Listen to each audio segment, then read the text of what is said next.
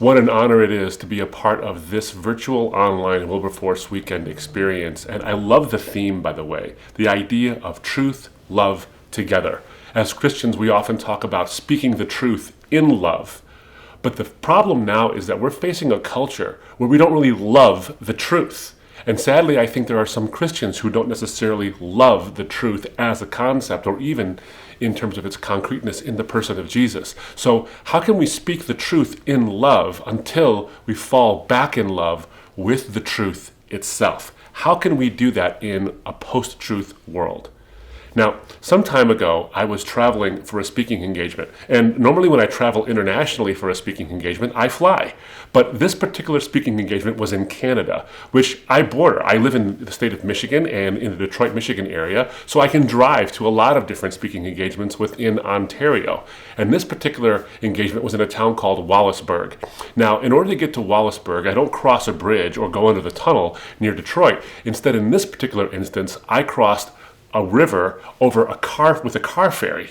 Now, what's interesting about this is I'm from the Great Lakes state, right? So all of the car ferries I think of are these massive boats that can hold 20, 30, 40 cars. Well, that's not what this was. This was this little rickety thing that could probably fit in my living room. It held two cars. It was this white paint peeling off of it kind of contraption. And I got out of this car ferry thinking that the guy would have to pull me across the river like Lord of the Rings style, with like a rope or something. Well, he told me stay in the car. So I did. I stayed in the car and because it was going to be a short trip across the river. Now, I'm hopeless with directions, which means I'm obsessed with looking at my GPS whenever I can to make sure I'm going in the right direction. So I was sitting in my car on this car ferry and I looked at the GPS to make sure I was going in the right direction. It was at the moment that I looked down that the boat left the car ferry. Sorry, left the dock. That's when the car ferry left. Now, I couldn't see it because I was looking down. Because I was in my car, the suspension and the mass of the car absorbed the energy of us moving, so I didn't feel us leave the dock. So when I looked up, I had that vertigo, that sense of, I don't know if I'm moving or not. The kind of thing happens when you're sitting at an intersection and there's a bus next to you and the bus goes forward, and for that split second, you're not sure if the bus is moving forward or you're going backwards. And so you put your foot on the brake and you look for some fixed point of reference. Maybe a mailbox or the road itself or a light or a building, something to tell you if you're moving or not. Well, I was on a river, and by definition, rivers move. So everything is moving relative to everything else.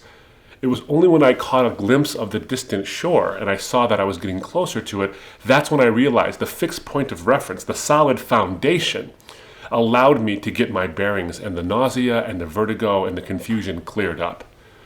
I bring this up because I think that culture, the current culture we're in, is very much in the river.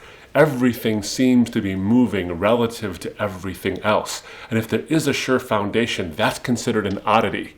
I mean, think about the questions of sexuality. Think about the questions of gender. Think about the questions of marriage, or even death. When does life begin? When does life have value? When can life end? When can we actually encourage people to end their lives? And then ask the question, does an older person's life have value? It's interesting to me that in the midst of the coronavirus crisis, that suddenly we're taking seriously the idea that the elderly amongst us, this is global, but it's especially true here in the West, where we don't necessarily have the same respect for the elderly that we do in the East and in the Middle East and in the global South. It's suddenly important to us that we shelter in place and that we take care of ourselves, and that those who would not necessarily succumb because they're young to the symptoms of COVID-19 not spread those symptoms to the elderly. So we're starting to reevaluate what it means to be valuable and have a valuable life, even when you're elderly, even when you're infirm, sometimes even especially when you're elderly and infirm. My point is this: our definitions oftentimes of human value and the truth itself seem to be awash in a river where everything is relative to our circumstances or anything else in our lives. It is a land of confusion. It reminds me of that 80s song from the band Genesis, Land of Confusion, where they say, "Oh, Superman, where are you now?" When everything has gone wrong somehow. These men of steel, these men of power, are losing control by the hour. That song was written 30 years ago, and some would say that that song could be written today and be equally applicable as well. Now, what's accounted for this? How did we get to a point where we are post-truth, Now, I'm not talking about being relativistic. I know I've used that term throughout my introduction here, but I'm not talking about us being relativists. I think relativism is largely on its way out. We are not postmodern anymore. We are post-truth. In fact, that's the word of the year in 2016, 4 years ago now, is when Oxford English Dictionaries named its word of the year to be post-truth. And something is post-truth if it elevates feelings and preferences above facts and truth. So we don't deny that facts and truth exist. We simply elevate our feelings and our preferences above them. What that means is that when the facts and the truth actually line up with our preferences and our opinions, we love them. We love facts and truth then, and we'll tout them all day. But the minute that they actually conflict with our preferences and our feelings, that's when truth becomes inconvenient, to quote Al Gore. And suddenly we put it on the bottom shelf, and our preferences matter more. That's why we can deny the realities of some of the sciences that are talking to us about what it means to be human, what it means to be male, what it means to be female, what it means to be subject to risk of whatever kind. These are the kind of things that we're seeing, is that people's agendas and their preferences are superseding the truth, and we're manipulating the truth or ignoring it altogether. What's accounted for this? I think that the idea of being a post-truth culture comes from what it means to be human in the first place. Adam and Eve were post-truth people.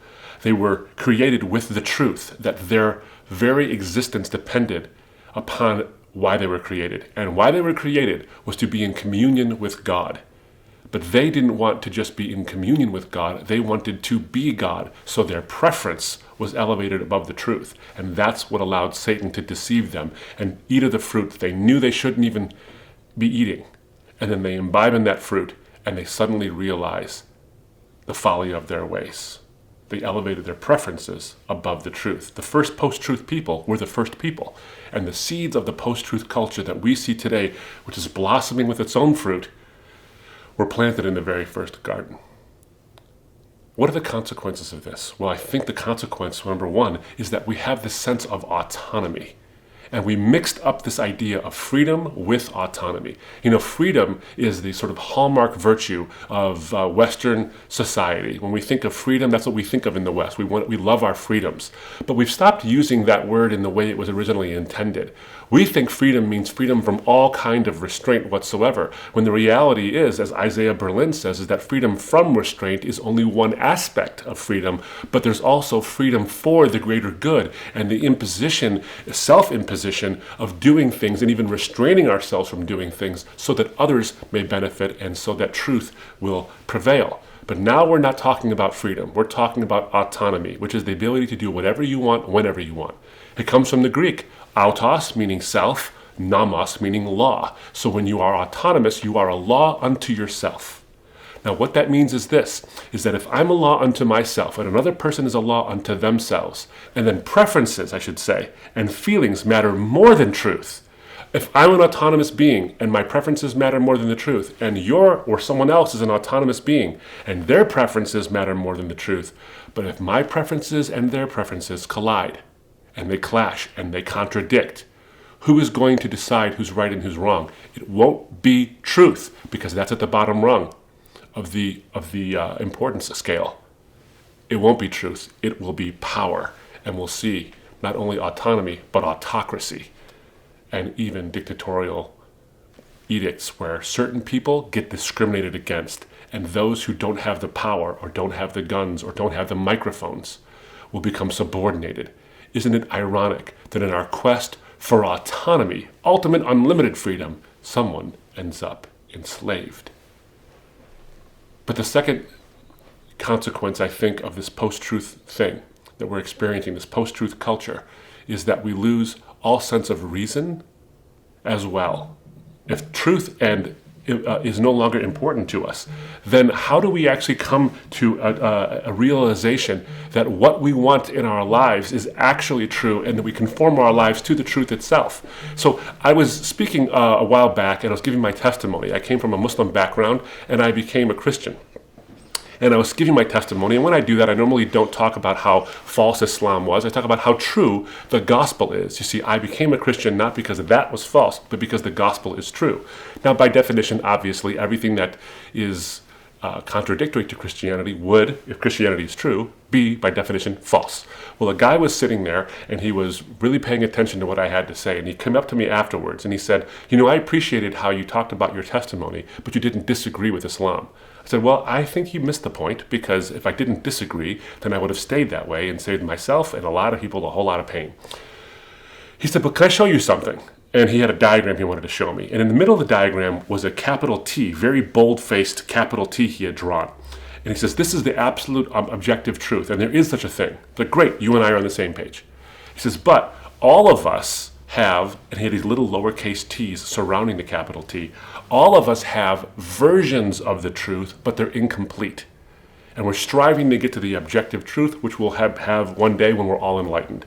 I said, wait a minute, are you telling me that everyone has a version of the truth, equally valid? And he said, yeah, equally valid versions of the truth. But, well, that can't be true. I mean, think about like Hitler or Mao Zedong or Joseph Stalin. These men had versions of the truth, and this is what he said. He says, I don't prefer their versions of the truth, but because my version of the truth is incomplete, I can't stand in judgment and then therefore disagree with those people. Astonishing. So I asked him a question. I said, are you telling me you can't disagree with anybody? He said, that's right, I can't. I said, sure you can. He said, no, I can't. I said, you just did it. Did you catch it? He just disagreed with me about how he can't disagree with anybody else. You see, the point is that this very well-read man, who is very wise and otherwise very erudite, committed a cardinal fallacy and a cardinal sin against the truth itself because he elevated his preference that no one has to disagree about spiritual truths, that we're all on the same path. He sacrificed truth, that there are fundamental differences in our belief systems, and that those differences make a difference. He sacrificed that truth on the altar of his preference, on the altar of his autonomy. So we lose a sense of wisdom. But number two is we lose a sense of integrity. Now, this is important for us to understand because amidst what we're experiencing right now, where we're sheltering in place and people can't go outside, we are succumbing, I think, to overuse of social media, overuse of internet, and we're taking in so much information now that we don't know what's right and what's wrong, what's fake and what's real. And oftentimes, I think we often propagate that which we want to be true without actually investigating if it actually is true. Whether it's statistics about death rates or infections or whatever it might be. Whatever your position on these things is, we have to make sure that we are people of the truth. If you're a Christian and you want the culture to fall in love with the truth again, we have to be the very people who propagate truth as if it mattered to us, which means that everything we share should be through the lens of truth, carefully researched, carefully vetted, carefully reasoned. Because the world out there is just propagating ideas and claims without actually thinking, might this be true, and what does it all mean? I can think of many, many examples. Time does not permit to go into many of those examples, but there's ways in which I think Christians have violated this very idea that we have to be very careful. You see, there's this phrase, right, that I think it was Mark Twain who said it, is that a lie can get all the way around the world before the truth has had a chance to put on its shoes. And the reason why that's applicable is because as Christians sometimes, we're so concerned with the spreading of lies that we, in our haste, put something online or make a claim and video something without actually checking to see. We think it might be true and we're hoping it's true, but we're not totally sure, but we have to combat the lies. Well, that urgency can lead to sloppiness, and that sloppiness can lead to a lack of integrity, because here's the reality, my friends, is that the credibility of the message is always judged by the integrity of the messenger. And unless we have an impeccable integrity, the credibility of our message will fail. The next thing I think is a consequence of a post-truth world. And you have to point out these consequences because you can't get people to fall in love with the truth until they see, I think, the blemishes on post-truth and falsity. The next consequence is that we lack accountability and therefore human value.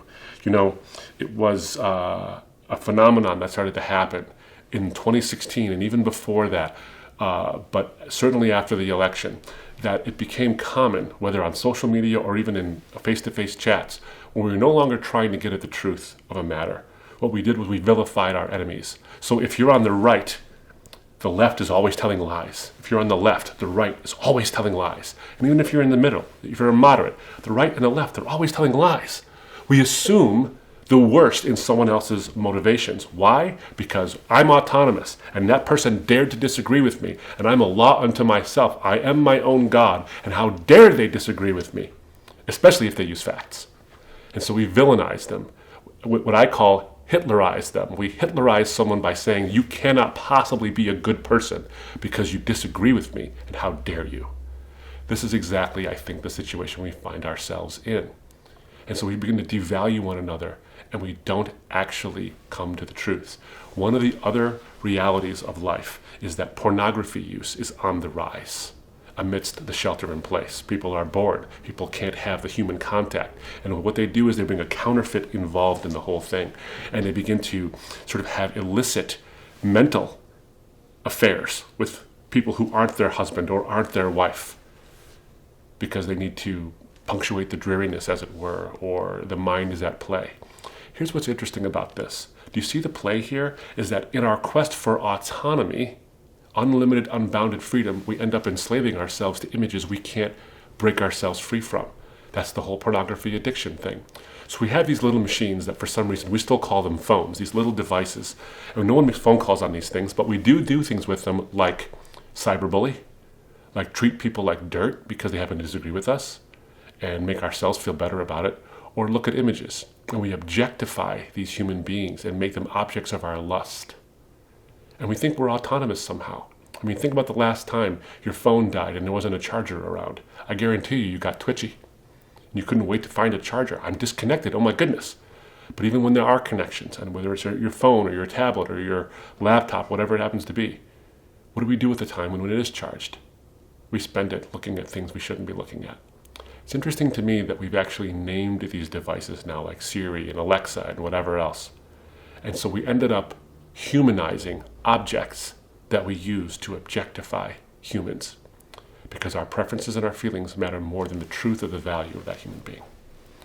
So I think these are the consequences of post-truth, but is there a way out?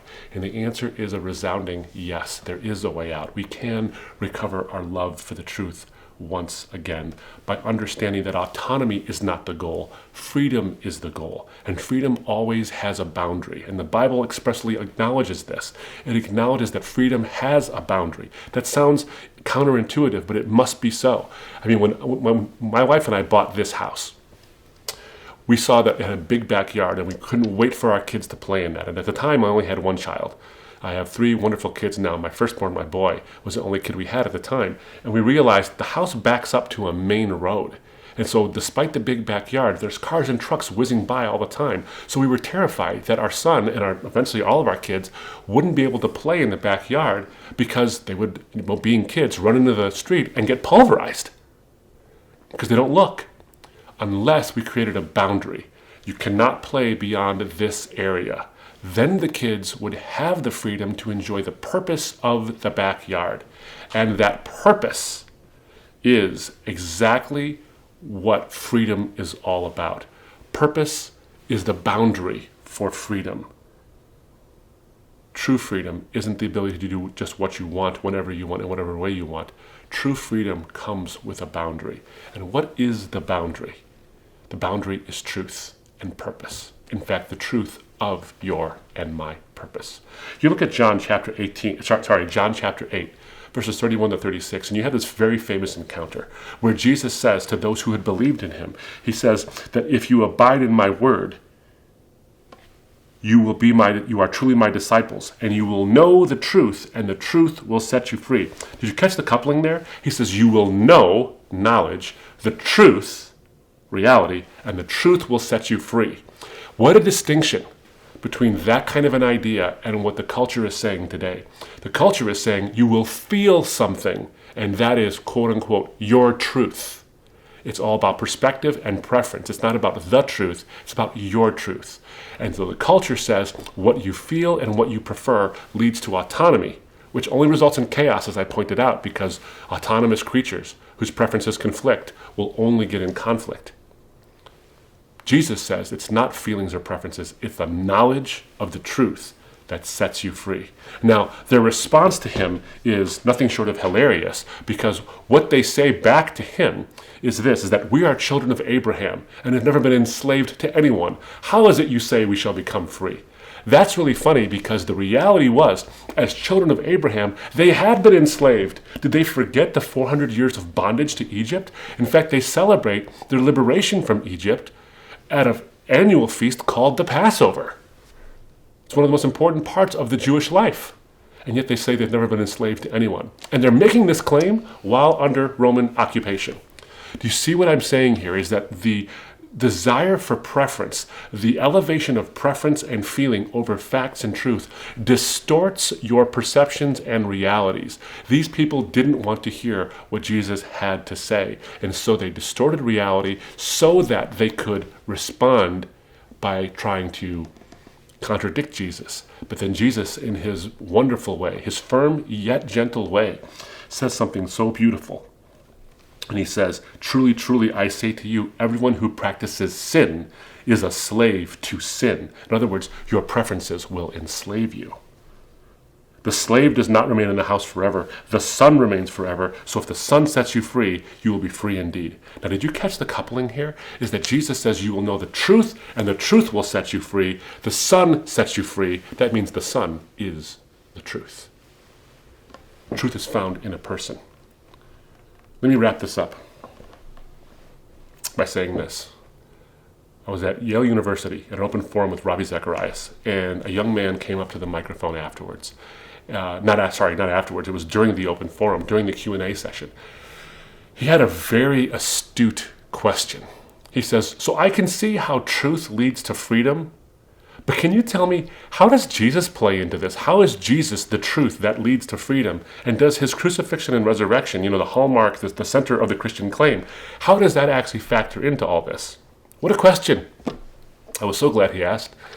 I said, it's interesting that you say that, because I got done saying earlier that purpose is factored into the very idea of truth, and that truth and purpose put together leads to our true freedom. So what does Jesus tell you about who you are and what you are? The culture says that you're a cosmic accident. You are the flotsam and jetsam of the universe. You are not intended. You are not previsioned.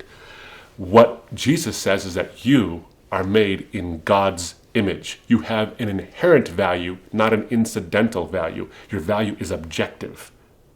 And then Jesus tells us that we have strayed away from the purpose for which we were created, which is communion with God. And because of that, we have incurred a debt. And only someone who has no debts of his own to pay could pay our debts for us. And he does that on the cross. Now, if he died and stayed dead, you'd have no reason to believe him. But if he died and rose from the dead, as I believe is historically verifiable, then you have every reason to believe him, because guys who rise from the dead have credibility. And so he says, you were made for communion with God, beautifully made in his image. And he dies and then rises again to prove not only that he was right, but that you have value. Freedom is not the ability to do whatever you want, whenever you want, in whatever way you want. Freedom, true freedom, is the ability to do what you want based on what you should, the objective moral law, in accordance with what you are, a being made in God's image. Purpose, truth, freedom, all coalesce. I don't think it's any accident that the word crucifixion has as its root the Latin word crux, which is where all things come together. Purpose, truth, freedom come together at the cross. I'm reminded of a song by a secular Canadian band called Crash Parallel. And in this song, they basically point out that there are no experiences that we can have in our life that can give us the purpose and the freedom and the truth, because all those things are fleeting. And they say this: sleepless nights and endless days and mini skirts and serving trays, selling sex for pocket change, waking up from rain delays, and living off the alcohol with no one but a cab to call, lost inside a bathroom stall, this carbon copy life withdrawal. But I need someone to believe in, someone to fill this space with grace, to look into my eyes, to touch my face, someone to make me strong, someone to make me belong, someone to make me alive. Fascinating that they recognize that we need someone, not something, not some experience, not some preference, not some feeling to make us strong, belong, and alive. We need someone. I think the way to get the culture to fall in love with truth once again is to show them that the post-truth culture has negative consequences. But a love of the truth leads to true freedom because it gives us our value and our purpose. In a world that is looking to things like experiences and stuff and feelings to give us fulfillment and truth and purpose, we can show them the person who gives them feelings, preferences, and truth that conform to reality as we know it. Truth is not personal. The truth is a person. God bless you.